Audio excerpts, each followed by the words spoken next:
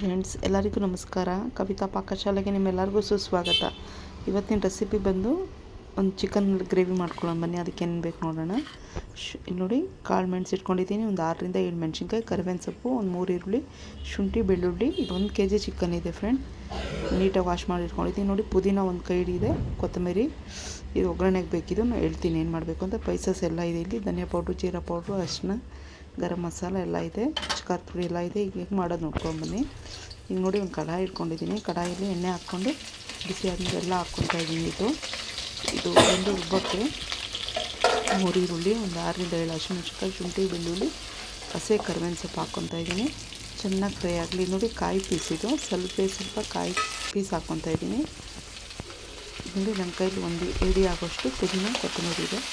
ಇದು ಸ್ವಲ್ಪ ಹಸಿ ಸ್ಮೆಲ್ ಹೋಗಲಿ ಒಂದು 2 ನಿಮಿಷ ಫ್ರೈ ಮಾಡ್ಕೊಳ್ಳೋಣ.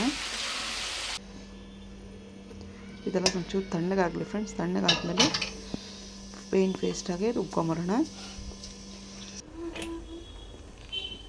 ಈ ಗ್ರೇವಿ ಮಾಡೋದ್ರಿಂದ ತುಂಬ ಚೆನ್ನಾಗಿರುತ್ತೆ. ಒಮ್ಮೆ ಟ್ರೈ ಮಾಡಿ ಫ್ರೆಂಡ್ಸ್. ಮತ್ತು ಅದೇ ಕಡಾಯಿಗೆ ಎಣ್ಣೆ ಹಾಕ್ಕೊಂಡಿದ್ದು ಸ್ವಲ್ಪ ಹಸಿ ಕರಿಬೇವು ಹಾಕ್ಕೊತಾ ಇದ್ದೀನಿ. ಈರುಳ್ಳಿ ಫ್ರೈ ಆಗಲಿ. ಒಂದೇ ಒಂದು ಹಸಿಮೆಣಸಿನ್ಕಾಯಿ. ಈರುಳ್ಳಿ ಫ್ರೈ ಆದಮೇಲೆ ಚಿಕನ್ ಹಾಕ್ಕೊಳ್ಳೋಣ. ಚಿಕನ್ನು ಅರಿಶಿನ, ರುಚಿಗೆ ತಕ್ಕಷ್ಟು ಉಪ್ಪು ಹಾಕ್ಕೊಂಡು, ಸ್ಪೈಸಸ್ ಇಲ್ಲಿ ಎಲ್ಲ ಹಾಕ್ಕೊಂಡು ಒಂದು 15 ನಿಮಿಷ ಬಿಟ್ಬಿಟ್ಟಿದ್ದೀನಿ. ಇದು ಬೇಯ್ತಾ ಇರಲಿ. ಖಾರದ ಪುಡಿ ಹಾಕ್ಕೊಂಡು, ಧನಿಯಾ ಪುಡಿ, ಜೀರಾ ಪೌಡ್ರ್ ಹಾಕ್ಕೊಂಡೆ ನಾನು. ಇದ್ರ ಹೆಸರು ಗ್ರೀನ್ ಕಲರ್ ಗ್ರೇವಿ ಇದೆ, ಚೆನ್ನಾಗಿರುತ್ತೆ. ಇದೊಮ್ಮೆ ಟ್ರೈ ಮಾಡಿ.